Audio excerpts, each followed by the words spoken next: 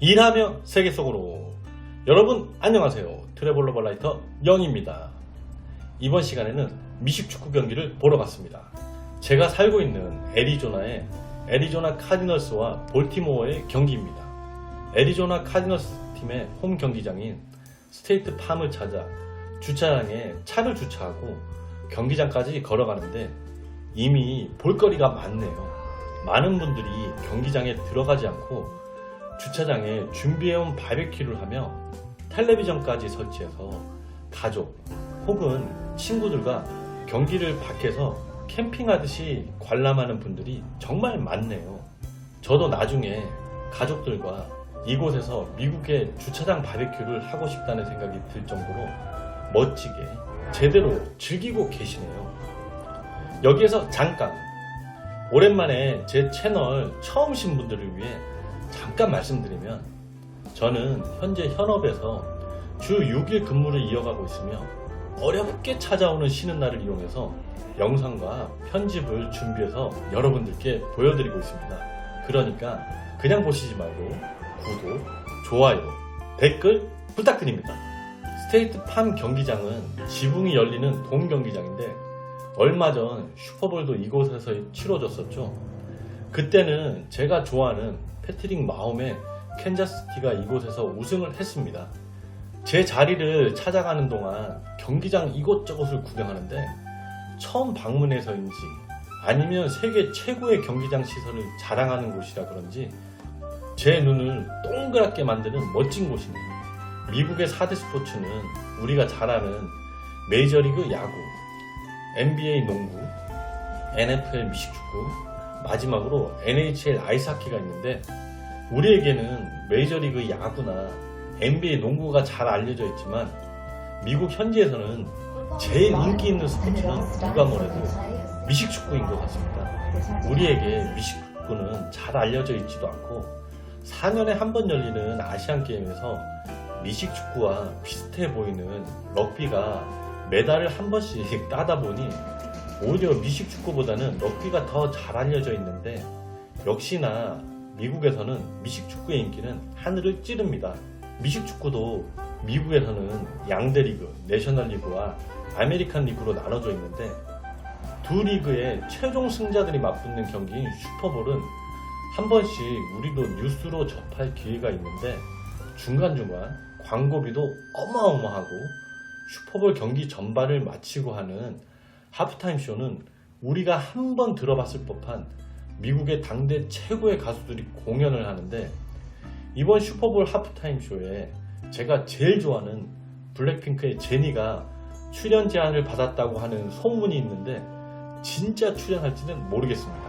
제가 미식축구를 제일 처음 접한 건 어렸을 적 우연히 공중파에서 녹화 경기인지 실제 생방인지 달라스 카우보이 팀과 상대팀은 덴버였나? 슈퍼볼 경기를 공중파에서 중계를 해주는 걸 보면서 미식축구에 흥미를 느꼈는데, 그 당시 하프타임 쇼에는 마이클 잭슨이 나왔었고 저는 그때 처음으로 마이클 잭슨 제대로 노래하는 걸 시청했던 기억이 있습니다. 미국의 미식축구를 조금 더 말씀드리면, 리그는 가을에 시작해 이듬해 2월 첫째 주 일요일에 슈퍼볼을 끝으로 마무리되는데, 정규리그는 32개 팀이 16개씩 내셔널리그와 아메리칸 리그로 나뉘고 각 팀당 16경기씩 치러 성적순으로 플레이오프를 치르게 됩니다. 슈퍼볼 경기를 치르는 경기장은 매년 미리 정해지는데 32개 팀이다 보니 1년에 한 번씩만 돌아가면서 슈퍼볼을 치러도 산술적으로는 평생에 자기 홈팀에서 슈퍼볼 경기를 치를 확률이 평생 사는 동안 2번 내지 3번을 치르게 되니 본인의 팀이 아니라도 자기 지역에서 슈퍼볼이 열리게 되면 기존 표값도 비싸지만 얼마 전까지 안표 가격은 상상을 초월할 정도로 비쌌다고 하니 그 인기는 정말 대단합니다. 아무튼 슈퍼볼 경기장을 미리 정하니 홈 경기장에서 슈퍼볼을 치를 확률은 정말 적은데, 몇 년 전 시애틀 팀이었나? 슈퍼볼을 홈 경기장에서 치르는 걸 봤는데 그 팀도 슈퍼볼 우승은 못하더라고요. 아무튼 미식축구의 인기가 높아 선수들의 몸값도 자연스레 높은데 정규리그는 1년에 16게임을 하고 플레이오프도 각 한 경기씩 하니까 제 생각에는 경기당 평균 연봉에서는 다른 스포츠를 충분히 압도하는 금액으로 높을 것 같습니다. 이제 돌아와서 제가 있는 애리조나의 팀은 현재 리그 7경기를 치렀는데 현재 1승 6패로 최하위네요. 거의 뭐 부산의 저희 그 롯데랑 비슷한 수준이네요. 그래서 그런지 경기장에는 상대팀이 볼티모어 팬들이 더 많이 들어온 느낌이네요. 경기장은 역시나 미국의 최고 스포츠 경기장답게 시설은 어마어마하네요.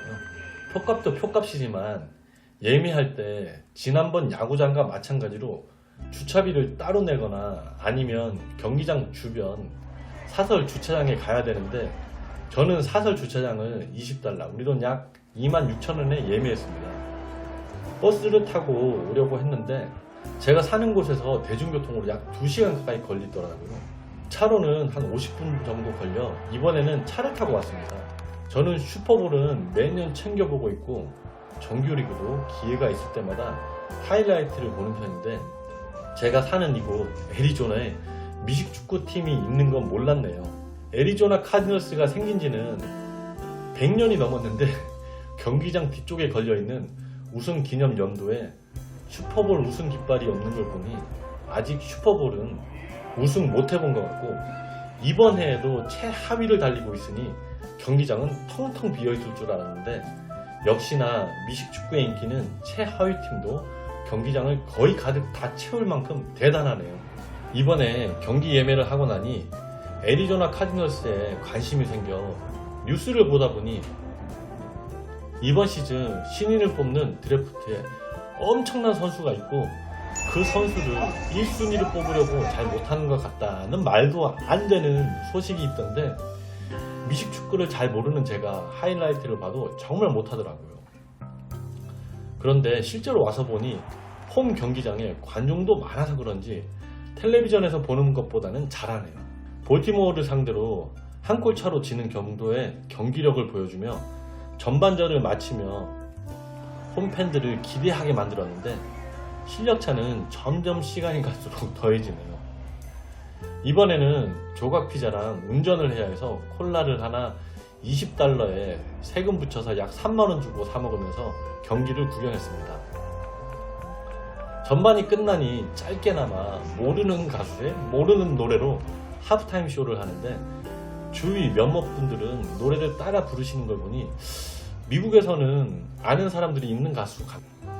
경기는 비록 지고 있지만 경기하는 내내 이벤트들이 있고 홈팀의 응원을 유도하는 전광판에 응원을 따라 하다 보면 지루할 줄은 모르겠네요. 미식축구는 우리가 한 번씩 접할 수 있는 NFL 프로 경기를 기준으로 공격팀 11명, 수비팀 11명, 스페셜팀 11명으로 주전만 33명의 후보 선수들, 코치들, 그리고 경기를 원활하게 지원하는 지원팀까지 경기장을 마주보고 각 팀이 벤치를 사용하는데 벤치에만 이래저래 한 100명이 있어 제대로 집중을 하지 않으면 경기가 어떻게 진행되는지 놓치는 경우가 많네요.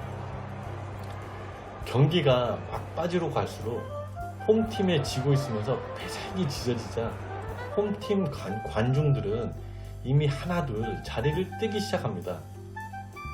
지고 있지만은 그래도 애리조나 카디널스는 남은 타임아웃을 모두 사용하며 악착같이 쫓아가려고 하지만 너무 큰 점수차를 뒤집기에는 역부족이네요. 저도 차례된 곳이 싼 곳을 찾다 보니 워낙 주차장이니 경기장에서 멀고 작전 타임을 계속 부르는 덕에 기다리는 시간이 많아 먼저 일어나 경기장을 보면서 밖으로 나오는데 역시나 홈팀인 애리조나는 패배했네요. 지난 시간 보여드린 내셔널리그 챔피언 결정전 애리조나 다이아몬드 야구 경기 포함 이번까지 미국에서 보는 4대 스포츠 직관 홈팀 성적은 2전 1패입니다.